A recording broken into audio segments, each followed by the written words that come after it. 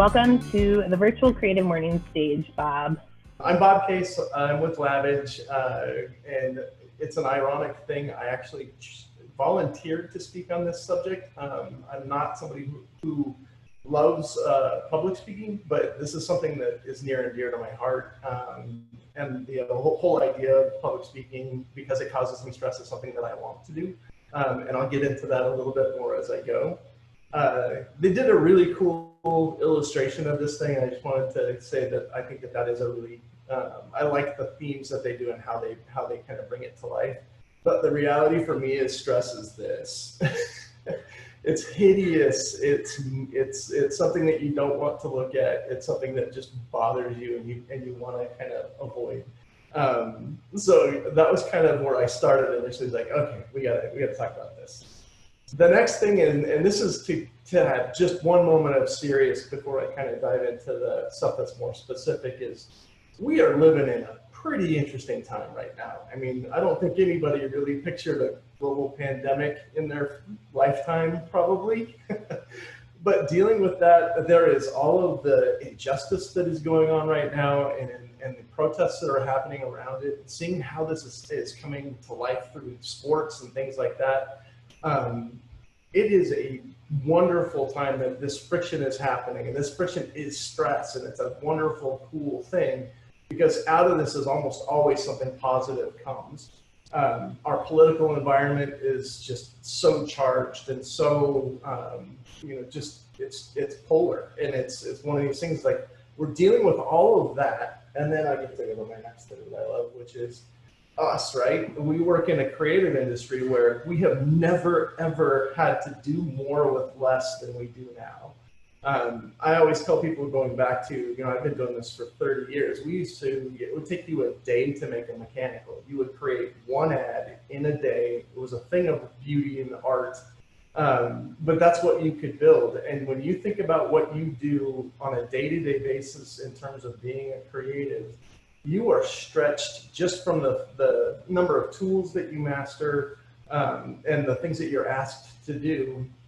Pack on top of that, we have clients that are also overwhelmed. They're understaffed. They're asking for more from us in a shorter period of time. There's just all of this stuff that is happening that is just, that's it. That's our day-to-day existence. This is the world in which we live. If you look at dictionary definitions, stress is a feeling of emotional or physical tension. Yes, that's true.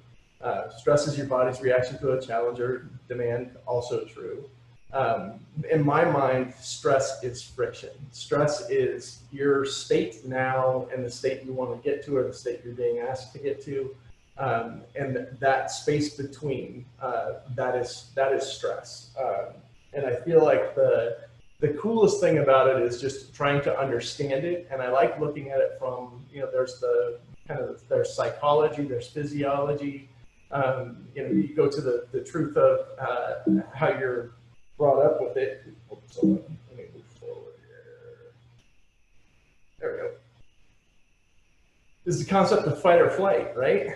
This is me talking about, anytime we're talking about timelines, I want as much time as I can get. And that's actually the one conversation that I look forward to, is just trying to say, can we get the time to do something, because I want to do something great. And then for me, the flight kicks in when I'm being asked to go present in front of the big board.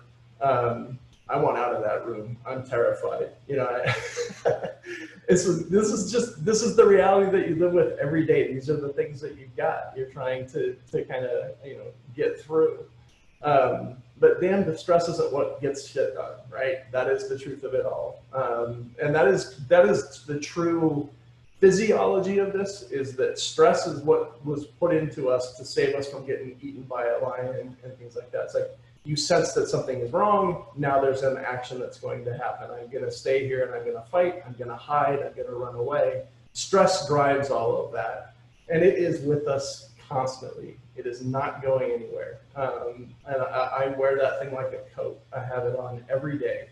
And I'm sure all of you do on some level or another. And so the trick is to try and keep it motivational. So I'm trying to insert a little bit of humor. This is the Bob case, never once proven methodology for combating stress. This is not proven. I fail at it every day. Jen Monroy and I yesterday were laughing about the fact that I was speaking about stress today, knowing some of the stuff that we were going through at work. It is constant, and you lose more often than you win. And all I'm going to try and do is say, in the 30 years I've been doing this, I've picked up some things that help me get through it, and hopefully some of it can help. So the first thing is to know yourself, and to look at yourself very realistically. And in my instance, it's like, why are you so screwed up? And and so as I dig into it, I am the son of a United States Marine. And he and my two uncles all had gone through the Marine Corps, and they would do this particular imitation very, very well. And you know, my dad could be incredibly intimidating. He was a coach back in the 1970s, which was the era of Woody Hayes and Bob Knight. These were people who threw things and grabbed things and were kind of rough and tumble. I was never abused. I don't want that to be a thing, but the truth of it was it was very intimidating. It was a very type A personality. My dad and my mom were both very controlling in that way, and my oldest sister was. So by the time I came along, I didn't need any of that. That wasn't going to be me, but I'll get into that in a second. So the good of what came out of how I've kind of evolved and grown is I'm persistent, I'm hardworking, I'm a complete overachiever, and I'm really competitive. These are pluses. These are the things that when you talk about good stress, these are the things that move you and make you kind of get to where you want to get to. And the biggest gene that I have is the fuck you gene. And and I apologize, my language is what it is. But it is that gene that says, you know, tell me I can't do something, tell me I'm not good enough, tell me whatever it is you're gonna tell me, and I'm gonna prove you wrong. And that to me is probably the ultimate kind of motivator that I have, is that piece is in there. The bad, and this is the part that you have to look at, because this is the part that will hold you back as you're trying to move forward. I'm a people pleaser. I'm acutely self-aware. I'm terrified of being average, and I am an absolute rule follower. These are not four things that you want to put in somebody who leads an agency's creative team. This is not a great positive thing. And the worst of all of these, I am non-confrontational times 10. Go back to the Marine Corps thing and all of the dominant personalities. I don't have it in me. And I saw what arguments were like in my house, and they never went anywhere. I never saw anything that looked like it was positive from it. I wanted nothing to do with it. I have never really developed that skill. When I get into like serious arguments, like political arguments with family, I just see red and I can't talk. And that piece of it is also, that's not good. You put that against the fuck you gene. That's me telling you that I can do all of this, but I'm really not going to press on it. It means that every morning I'm starting about 7 on the stress meter. And that's before the first email. That's before the first cup of coffee. That's before anything else that comes into play. So, you know, you kind of, you have to look at yourself and know, what is your baseline? Where are you at stress-wise on a regular basis? Because if I'm at a 7, I'm going to get stressed really quickly in my day. If you're somebody who's very easygoing and is down at a 3, you could probably pack a lot more on. So get to know yourself and get to know the things that you have to do. In my instance, I know I have to have really good coping mechanisms because my stress level is going to get high fairly quickly. So then the next piece of it is you gotta identify stress. And there's 2 flavors. There's stress that motivates you. That's the positives. That's your FU gene. That's your desire to be great. That's you wanting to make a difference. That's you wanting to learn a new skill. I mean, these are the stressors that you have that allow you to move. And those are the ones that are critical. Those are the ones that you really, once you know what your triggers are, you can do the things that you need to do to get to it.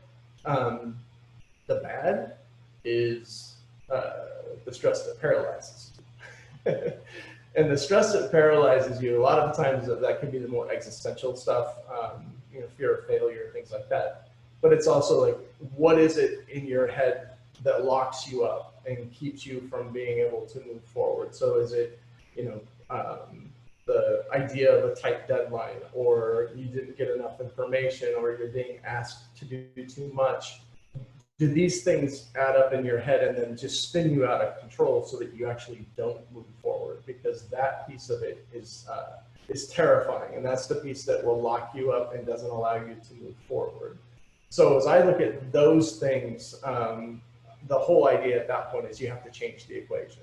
And that's just pure strategy, is to say, okay, identify those things that just eat you up, slow you down, lock you up, and then you need to be able to kind of flip them. I'm looking at the clock and I'm going really fast, but I'll slow down a little bit as I go. So you have to identify what sticks you. And I'm going to go through the things that stick me and talk about how you kind of get past those. So the things that stick me: getting started, the idea or the reality of tight deadlines and incomplete information, the list. If you're a person who does this and makes lists of the things that you have to do, that can end up locking you up. The concept of presenting, the idea of presenting, the reality of presenting, everything about it is stressful to me. And then there's the unknown. And again, unknown can lead to existential. In my mind, a lot of the unknown is when all of the other stuff starts to add up. Like for me, when stress became anxiety, I didn't know what that was. And so I'll talk about that a little bit as well. So beginning with the getting started. Okay, you get the project, you sit down, people talk about the empty canvas, the blank slate, all of that kind of stuff. And it locks you up and you can't get going. So a couple things that I do, and I didn't know I did them until recently, is you have rituals. You don't know you have rituals, but you have rituals. One of them that I have that's stupid as all get out is that as soon as I get really, really busy, I need to clean my studio. I feel like it's cluttered and I need to do whatever, and I'm mad because I'm wasting time and I should be working on this thing. But all of a sudden, I need to get this stuff off of my desk and I need to deal with those things.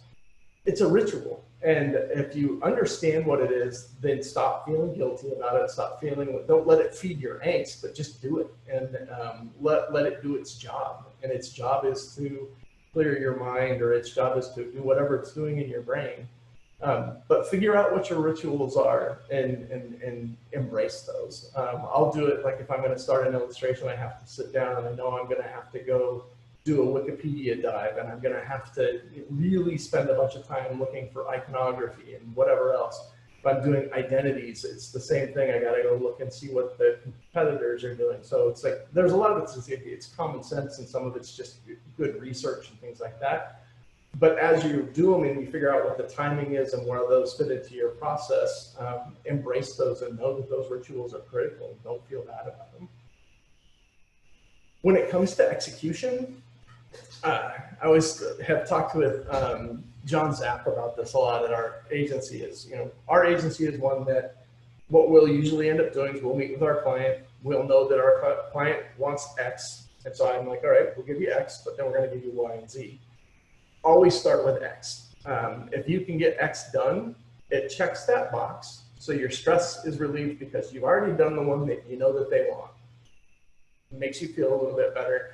It also frees you then to, on the other two, really go and say, okay, we've done the one that you've asked for. Now let's figure out what the consumer wants and let's go and dig into that. And I feel like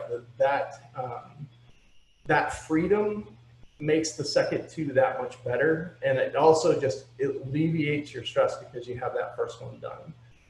What I also like from a presentation standpoint is if that first one doesn't suck, you can keep it in there and you can show it so that the client now is relaxed as you're presenting. You've given them the one that they asked for, their guard drops a little bit, and then they'll be a little bit more receptive to you talking about the second one, which may be a little bit crazier, and the third one, which may be insane. But you've kind of you've eased that path. I mean, now you're trying to help their stress, but it's the same thing. It's like solve the first problem, which allows you to do the other ones. Next is change your angle of attack. And I do this a lot in illustration, but this is true, I think, in terms of art direction, design, copywriting, is if you're looking at something and you get stuck, rather than just trying to press through it, is can you change how you're looking at it? So when I'm doing an illustration, if I'm looking at the big composition and I can't get happy with it, I might dive in and just really work on one piece of it and get some cool detail in it. And then out of that starts to sprout more. And then I can step back again, look at the big part, and I can start to see it better. But just that subtle change of how you do it, those little tactics, I'll kind of give you the freedom to be able to just look at something from a slightly different perspective and just unlock you. Again, we're just trying to talk about how do you get past those things that are slowing you down.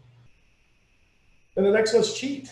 I talked about the stuff up front of going and doing the Wikipedia dive and whatever else. Is like, go look at the things that make you jealous. Go look at the things that you love, and let that kind of feed into your head a little bit before you start. And the other thing that I always do, and it's one of the reasons that I do passion projects all the time, is I never have a blank canvas truly, because I will always have something going, so that if I'm starting a project and I'm struggling, I'll go work on the other thing that I already have going. And the dead time in your head when you're doing something mindless on the project that's already going allows your brain to work, so that when you shift back to the thing that you're having trouble getting started on, it makes it easier to do.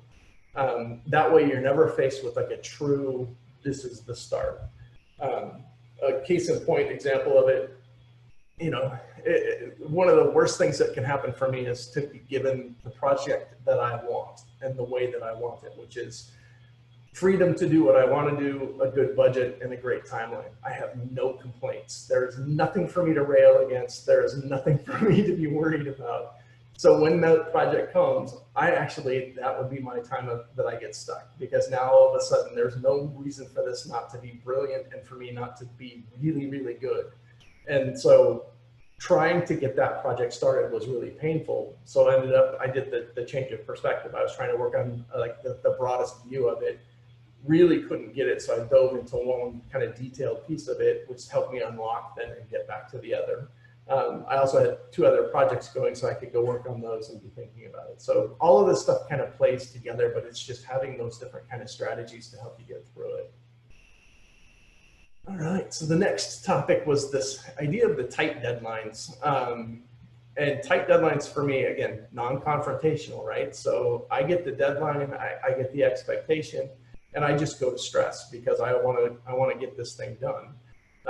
And the truth of it is, and God bless John Zaff, he's a creative director that I work with at Lavage, and the instant that somebody gives us the deadline, he'll be like, so is this the actual deadline or can we have more time? And flat out just will say it, has no qualms about it, and my non-confrontational follow the rules mind is going crazy. Like, you can't do that. I mean, you're going to make them mad.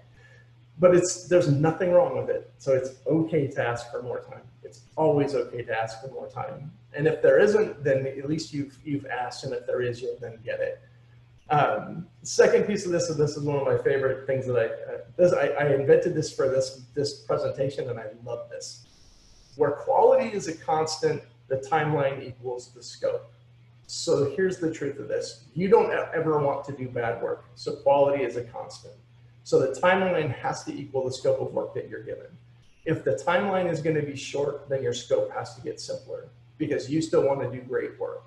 So the truth of that is just looking at any project that you get, and if the timeline has to be what the timeline has to be, you have to look at it and figure out, what can I do that's going to solve the problem that you've asked me to solve, is going to do it in the best way possible, and it's going to do it to meet your timeline. And then present that back, and even presenting it back in the format of being able to say, look, in order for me to do great work under this timeline, this is what I can accomplish. And I feel like that is probably one of the greatest stress causers that you have, is when you know you want to do quality work and the timeline doesn't allow you to have the scope that you think you want to have or that you think you need. One of two things has to happen, and this is a conversation with the client, is do you want to change the timeline or can we adjust the scope? And I think that understanding and getting people to understand that on the client side will be a huge plus for you in terms of stress. Thin slicing. I don't know if anybody's a big Malcolm Gladwell fan. He is the one type of kind of business book person that I obsess over, and I think he's brilliant. I love that he looks at actual brain science and then looks at the studies that are happening around it. So thin slicing was it came out of the book Blink, I think. And the idea of it was, when humans are faced with a really short time to make a decision, our decision making is actually really pretty good. And so if you're faced with a situation where you're going to have a short deadline, don't beat yourself up over the solutions that you're coming up with and thinking that they're not good enough. The decisions that when you're under pressure that you make are actually pretty good. And it's just being able to trust that that's the case and being able to have faith that you've done it right, and then get into the execution or get into the other piece of the other side of the thinking, is permission that once you've given that to yourself, alleviates some of that stress. Next is sleep. I did not sleep a lot, younger me in my career. And it was stupid for one, but the one thing I did learn in that was, like, if I was on a deadline and most people would push through and work from 10 a.m. till 3 a.m. and then go to sleep. I would go to bed at 10, sleep for 2.5 hours, get back up at 3:30 and go. That 2.5 hours, when you go to sleep and you have a problem to solve, I believe in your subconscious. And I do it now too. It's like if an AE says, okay, we've got a huge project coming, I'm going to just brief you tomorrow since it's end of day, I would rather get the information that day so that I literally sleep on it, because your mind will work on it. And if you have faith in that, know that your mind's working on it. When you wake up and you sit down and you talk about it the next day, you're farther down the path. And I don't know if that's like me being more new age or not, but I truly believe that I have solved things in my sleep. I'm not that smart, so my brain's doing something down there. And the greatest get out of jail free card that you have in any situation related to short timelines is that you can't do more than you can do. And I will share my stress from last night about this. We're working on a project with a client that I was working on a 3D animation for yesterday. I got it finished. I have a German render farm that I send the animation stuff to do the rendering so that I can go to bed, and then I'll come back in the morning and it'll be done much faster than trying to render it myself. Sent it to them at 10:30 or 11, get an email back that there's an error in it, and then spent the next 2 hours trying to solve the problem, and then re-uploaded it. And I was like, well, I'm going to bed. I can't do more than I can do. If this doesn't work, I'll send a couple of stills and a wireframe. And that's just what you're faced with. Fortunately, they solved it. It came back. It looks good. But the stress relief that comes from that is that you can't do more than you can do. And I think that there's so much of it that we carry as creatives that no matter what, we're supposed to be perfect, and we're supposed to somehow make it happen. There is freedom in, at some point, knowing that there's only what you can do, and beyond that, you have to release that. You can't carry that with you.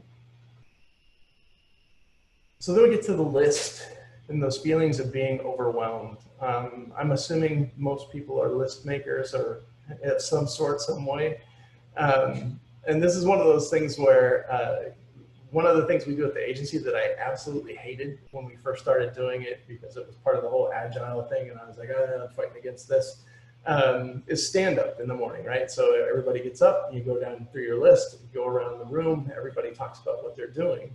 And in essence, it's the physical reality of making your list. So everybody's doing this, and what it allows you to do is to prioritize. And I think anytime you make lists, you should definitely have, put little check marks next to the ones that you have to get done first. That whole prioritization thing, it allows you, and especially if you're doing this, and this is where stand-up was a huge thing for us, was it's shared. You're sharing your pain. And so then the people who have some capacity can help. The people who are dealing with clients can be like, well, mine doesn't really have to go today. But that prioritization and that outreach is really kind of critical. The other piece is delegation. And I had a terrible time with this when I was an art director. I hated it. I was a complete control freak. I wanted to see my stuff through, and I would take it from concept to production. And I just, that's how I wanted to work. And my excuse for it was always, one was that I didn't want to be a burden to the production people who were already busy. I didn't want to have to get them up to speed, and I was worrying about whether they could actually handle it. And what you have to do is flip that around and know that when you were that younger person, or you were that kid coming up, or if you were the production artist and this is your job, you're there to do that, and you want to do that, and that you as the art director, or you as the person who can delegate, you should delegate. Because what all you're doing is you're strengthening your relationship with that person, you're showing faith in them, they're getting better at what they do, so then all of you are moving up. And I think that that's kind of critical. I think the fear part of it, and again, you're adding to your stress load, but it's a different stress, is that you're having to trust, you're having to spend more time without your hands on something, but trying to guide it, which is a different set of muscles. But once you do that, you allow everything to move at a faster and bigger scale. The other thing with lists, cross them off. I think that people forget to celebrate when they do stuff. I know that as an agency, we have had so many things where you go through and you either have really small victories or big victories, but you're busy, so you move on to the next thing. That just simple act of crossing things off of your list, or just taking a moment to acknowledge that you did something, is like food for your soul. That's stuff that you have to do, and make sure you take the time to do it. And the other piece of, especially if you're a list maker, is make your list long so that you can't complete it. I think anybody who makes a list and knocks off everything on that list, you're setting the expectation that that's what you're going to do every time. And because we're competitive in our own minds, and because we're achievers, and because we're people who want to do great things, you're just going to start making that list a little bit longer, and you're just adding more and more to your stress. So get to the thing of make your list, but go ahead and make your list of the stuff you're going to do today, tomorrow, and the end of the week. But then prioritize that list of the things you need to get done, and then enjoy knocking off the things as you do them. Presenting. I talk all the time about getting comfortable being uncomfortable. And I think in any situation, we're in a creative business. Anybody, I kid you not, no matter what you're doing, if you're thinking of solutions and you're having to then pass those on to somebody else, you're a creative, and you're a salesperson. And I hate the concept of salesperson. I really do. I feel like, no, I'm just a creative. It's not true. We're salespeople too. And part of that is nobody knows your work better than you do. Nobody knows what you put into it. Nobody knows the nuances of the thoughts. So anytime that you have the opportunity to present your work, you should present your work. And if that means you're going to be really uncomfortable the first few times that you do it, or the first 30 years that you do it, be uncomfortable, but do those things, because it's the only way you're going to get great peace of mind is that you've put your idea out, you've defended it, and you've done what you could to try and to sell the positives of it. Part of that is learning how you practice. I will tell you that as an agency, Bill Lavage is a great, he's a really good presenter, and he has the most painful, uncomfortable methodology for practicing presentations, which is you get the entire team in a room and you go through slide by slide and you beat up each slide as you go. And it can take 3, 4 hours to go through a presentation. But the beauty of it when you're done is every person knows every role that's going to be in that presentation. Everybody knows every possible question that's going to be asked. And you end up going into presentations with a ton of confidence and a ton of comfort. Me personally, I hate that because I want some, I want the uncertainty. I want a little bit of an edge when I'm doing it. So what I want to make sure is I have to be completely comfortable with the content, especially when we're doing creative. The creative, you know it inside and out. So I don't like to go through and I don't like it to be rote. I don't like it to be memorized. I want to have some freedom to be able to kind of maneuver within it so that it seems fresher. But the mix of those two things, I see the absolute value of what Bill has done, and he's been in business for 35 years, or 37, I think, yeah. So respect to that. And I know the way that I like to do it. So there's mediums in between, but you have to figure out for you, how do you practice so that you can present well? The other part's trying to live in the moment, right? I used to do the presentation and I literally would black out. I would have no idea what I said until the end of the presentation, and we'd be driving back and somebody'd be like, hey, that was a really good point you made on something. I'd be like, I have no idea. I don't know where it came from. So the thing I wanted to kind of bring out in this is that the moments when you're presenting your work, a lot of times I think that it's stressful and you just want to get through it. But if you can just enjoy that just a little bit, it's so much more satisfying, and it takes the angst away. When you're doing those presentations, it's your chance to truly kind of bond and make relationships with your clients so that they then can trust you. You move forward in so many ways doing that. So just trying to be present is a really good thing. Post game, again, this gets back to a really good thing that Bill has instilled in us, is that pretty much after the meeting, you immediately get on a call and you have the follow-up. And the reason for that is you can, while it's still fresh in everybody's mind, you can talk about if you had big missteps or if there was something that you forgot to do, you can make those notes quickly so that you don't make that same mistake moving forward. It's also a chance for you to celebrate a little bit with your, hey, you did a really great job, because there's too many times that, again, we're on to the next thing and we forget to celebrate that moment. So have that conversation right after the fact, and even if it's just you doing it for yourself, it's just look at it and go, okay, how did I do? Was it, I'll do it today after this, because my biggest fear in any presentation is that I don't provide value. It's like, that's what we're here to do. So you're going to go back and you'll look at it and be like, okay, did I do what I had wanted to do? The greatest thing that I've found in any form of presentation is knowing that the day ends. So, when I was, I think, 26 or something, we pitched the lottery, and for whatever reason, I wound up in the presentation team, and I was terrified, god awful terrified. I came in at the wrong point and they had to start over because I messed up the choreography, stuff like that. So, all of this stuff builds up in your head. The thing that I ended up learning is, if your presentation is at 1 and you're worried about it at 9 o'clock in the morning or whatever it is, visualize what 2 o'clock is going to be like. Visualize what your end of day is going to be like. And for me, I always think about my drive home. I'll think about watching TV with my wife. I think about whatever it's going to be at the end of the day that is my moment that I get to be back to being me. And that gets you through any of this stuff, because at the end of the day, it is going to end. All right, so the unknown.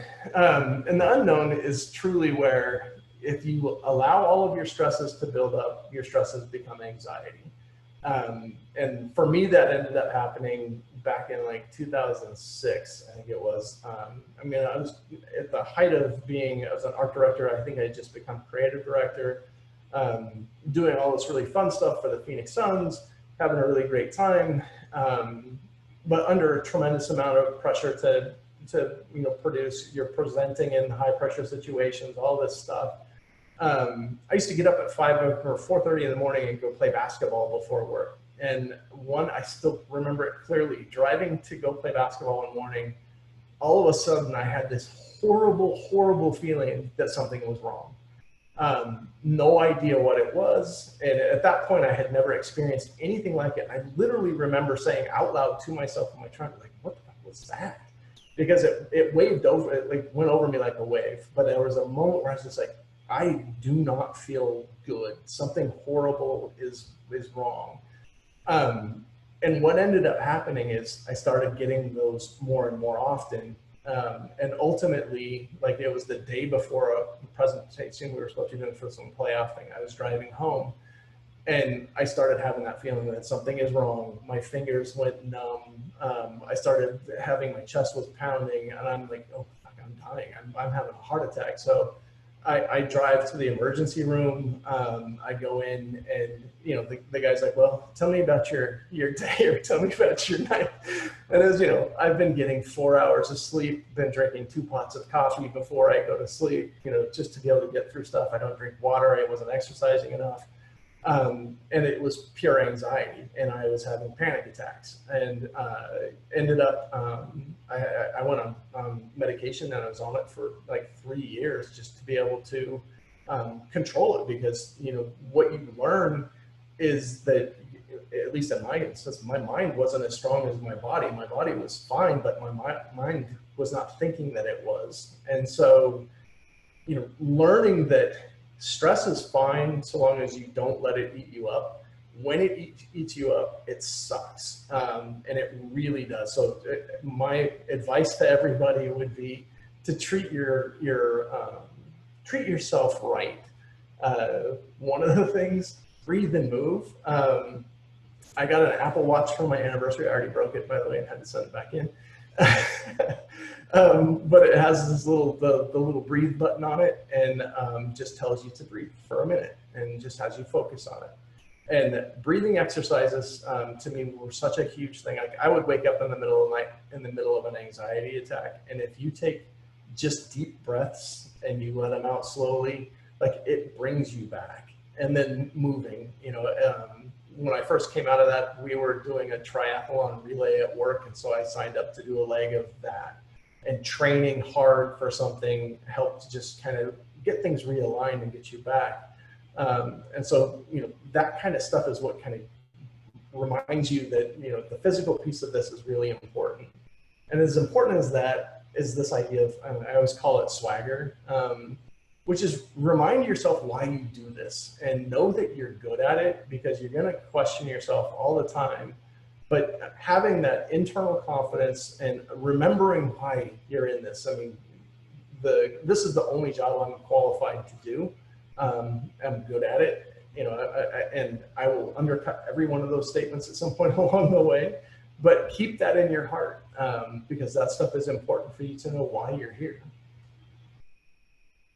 Next piece on this uncertainty world is this Goldilocks principle that I try and live by, which is I want to be, you know, I kind of want to be in the Goldilocks zone, right? It's not too hot, not too cold, it's just right. Don't get too excited when you win. Don't get too depressed when you lose. Just try and keep a fairly even keel. That way the vagaries of the business, or, you know, clients firing you because somebody new came in and they had somebody that they liked better, you won't take it as personally. When you win, it's a great feeling and you should enjoy it, but don't let that define you. It's just trying to maintain that kind of, that balance lets you just be a little bit more comfortable as you go through. And the other thing with this is find your outlet. Like I talk about passion projects all the time. Doing those things has been just a lifesaver for me, because it's your chance to get out from doing things that you're told to do. And you should always have some of those things where you're either learning a new skill, you're just enjoying what it is that you're doing, you're collaborating with people that you don't get to collaborate with normally. Those things are really important, and I feel like they're as critical to you moving forward within your career as the things that you're doing within that kind of that day job. So I don't call it seeking help, I call it choosing help. Is that make your health a priority.